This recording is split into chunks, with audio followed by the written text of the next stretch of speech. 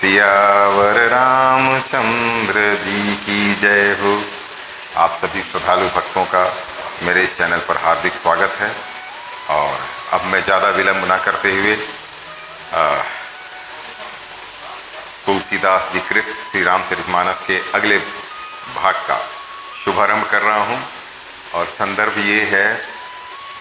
ये है कि सीता मैया का स्वयंवर सज चुका है और कोई भी राजा महाराजा धनुष को तोड़ने की बात तो अलग है, हिला भी नहीं पाए हैं। इस पर राजा जनक बहुत ही क्रोधित होकर उन्होंने सारे राजाओं को अच्छी खासी खरी खोटी सुनाई है। अब आगे जब वो खरी खोटी सुना के चुप हुए तब जनक बचन सुनी सब नर नारी, देखी जानी की भये दुखारी। माखे लखन कुटिल भय भौहे, रदपट फरकत नयन रिसौहे। जनक के वचन सुनकर सभी स्त्री पुरुष जानकी जी की ओर देखकर दुखी हुए, परंतु लक्ष्मण जी तमतमा उठे। उनकी भौहें टेढ़ी हो गई, होठ फड़कने लगे और नेत्र क्रोध से लाल हो गए कि अरे, हम लोगों के रहते, भ्राताश्री के रहते इतनी बड़ी बात। कहीं न सकत रघुबीर डर, लगे बचन जनुबान। नाई राम पद कमल सिरु, बोले गिरा प्रमाण। श्री रघुवीर जी के डर से कुछ कह तो सकते नहीं, पर जनक के वचन उन्हें वाण से लगे। जब न रह सके तब श्री रामचंद्र जी के चरण कमलों में सिर नवाकर वे यथार्थ वचन बोले।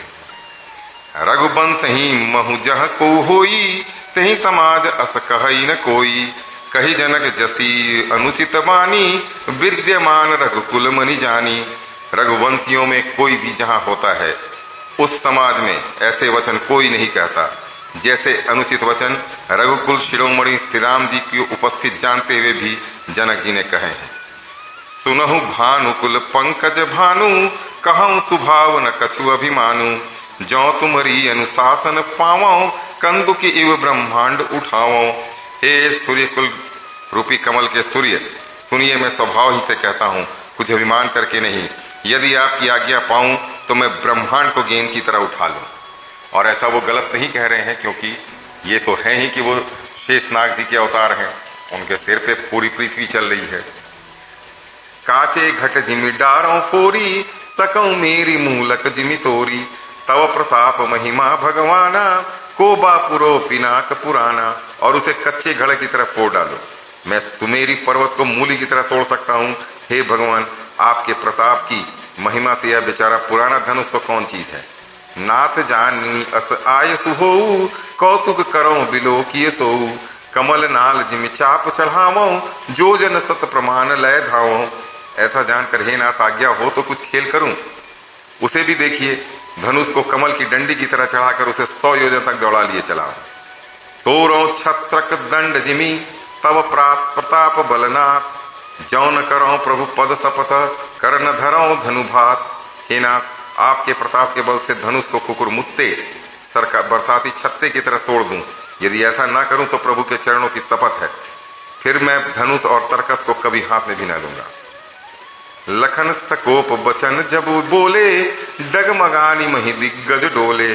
सकल लोग सब भूप डेराने, सिंह हर सुजनक सकुचाने।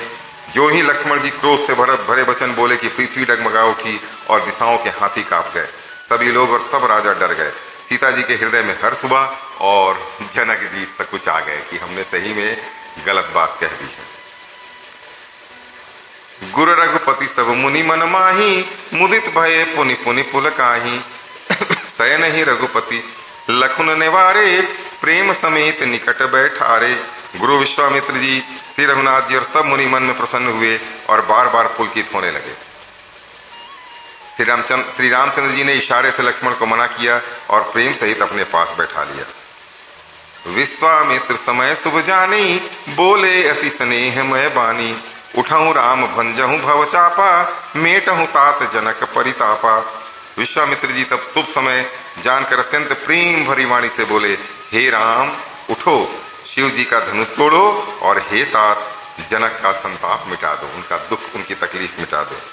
सुनि गुरु बचन चरण सिरुनावा, हरस विषादु न कछूर आवा। ठाड़े भय उठी सहज सुभाए, ठमनी जुबा मृगुराज लगाए। गुरु के वचन सुनकर श्री राम जी ने चरणों में सिर नवाया। उनके मन में न तो हर्ष हुआ न विषाद, और अपनी ऐण खड़े होने की शान से जवान सिंह को भी लजाते हुए सहज स्वभाव से ही उठ खड़े हुए। उदित उदयगिरि मंच पर रघुबर बाल पतंग, बिकसे संत सरोज सब हर से लोचन भृंग। मंच रूपी उदयाचल पर रघुनाथ जी रूपी बाल सूर्य के उदय होते ही सब संत रूपी कमल खिल उठे और नेत्र रूपी भौरे हर्षित हो गए। अब मैं फिर क्या बोलूं, जितनी उपमाएं, जितने उदाहरण तुलसीदास जी ने दिए हैं इस रामचरितमानस में, असंभव है किसी भी कवि के लिए, क्योंकि इतना शब्द ज्ञान और किसी के पास मुझे नहीं लगता कि हो सकता है। निपन के रियासा निशितनासी, बचत नखत अवलीन प्रकाशी। मानी महीप कुमुद सकुचाने, कपटी भूप उलूक लुकाने। राजाओं की आशा रूपी रात्रि भी नष्ट हो गई। उनके वचन रूपी तारों के समूह का चमकना बंद हो गया, वे मैन हो गए। अभिमानी राजा रूपी कुमुद संकुचित हो गए और कपटी राजा रूपी उल्लू छिप गए। भय विशोक कोक मुनि देवा, बरसिंह सुमन जना वही सेवा। गुरुपद बंदी सहत अनुरागा, राम मुनि ने सन आयसु मांगा। मुनि और देवता रूपी चकवे शोक रहित हो गए, वे फूल बरसाकर अपनी सेवा प्रकट कर रहे हैं। विशोक मतलब बिना शोक का। मैंने तो पहली बार यह पर्यायवाची शब्द देखा, ठीक है। प्रेम सहित गुरु के चरणों की वंदना करके श्री रामचंद्र जी ने मुनियों से आज्ञा मांगी। सहज ही चले सकल जग स्वामी, मत्त मंजू बर कुंजर गामी। चलत राम सब पुर नर नारी, पुलक पूरी तन भये सुखारी। समस्त जगत के स्वामी श्री रामचंद्र जी सुंदर मत वाले श्रेष्ठ हाथी की सी चाल से स्वाभाविक ही चले। श्री रामचंद्र जी के चलते ही नगर भर के सब स्त्री पुरुष सुखी हो गए और उनके शरीर रोमांच से भर गए। बंदी पितर सुर सुकृत संहारे, जौ कछु पुण्य प्रभाव हमारे। तौ से धनु मृणाल की नाई, तो रहूं राम गणेश गोसाई। उन्होंने पितर और देवताओं की वंदना करके अपने पुण्यों का स्मरण किया। यदि हमारे पुण्यों का कुछ भी प्रभाव है तो हे गणेश गोसाई, रामचंद्र जी शिव जी के धनुष को कमल के डंडे की भांति तोड़ डाले। ये सारी प्रजा, सारे ऋषि मुनि ये गणेश भगवान से प्रार्थना करने लगे। राम ही प्रेम समेत लखी, सखिन समीप बुलाई।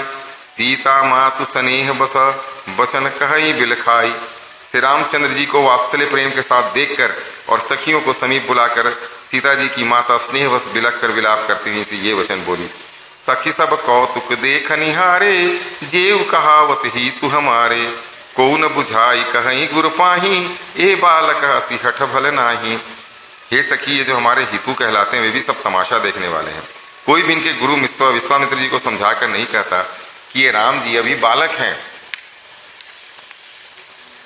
और उनके लिए ऐसा हठ अच्छा नहीं है। अरे जो धनुष रावण और बाण जैसे जग विजयी वीरों के हिलाए न हिल सका, उसे तोड़ने के लिए मुनि विश्वामित्र जी का राम जी को आज्ञा देना और राम जी को उसे तोड़ने के लिए चल देना, रानी को हठ जान पड़ा। इसलिए वे कहने लगे गुरु विश्वामित्र को कोई समझाता भी क्यों नहीं। रावण बाण छुआ नहीं चापा, हारे सकल भूप करी दापा। सो धनुराज कुंवर कर देही, बाल मराल की मंदर लेही।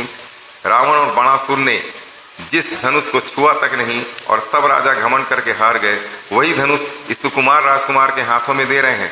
हंस के बच्चे भी कहीं मंदराचल पहाड़ उठा सकते हैं क्या? इतने कोमल है ये। भूप सयानप सकल सिरानी, सखी विधि गति कछु जात न जानी। बोली चतुर सखी मृदुबानी, तेजवंत लघु गनी न रानी। और कोई समझा कर कहे या न कहे, राजा तो बड़े समझदार और ज्ञानी हैं, उन्हें तो गुरु को समझाने की चेष्टा करनी चाहिए थी, परंतु मालूम होता है कि उनका भी सारा सयानापन समाप्त हो गया। हे सखी, विधाता की गति कुछ जानने में नहीं आती। यूं कहकर रानी चुप हो गई। तब एक चतुर राम जी के महत्व को जानने वाली सखी कोमल वाणी से बोली, हे रानी, तेजवान को जो देखने में छोटा होने पर भी छोटा नहीं गिनना चाहिए। आज के लिए इतना ही, मुझे आज्ञा दीजिए। सियावर रामचंद्र जी की जय।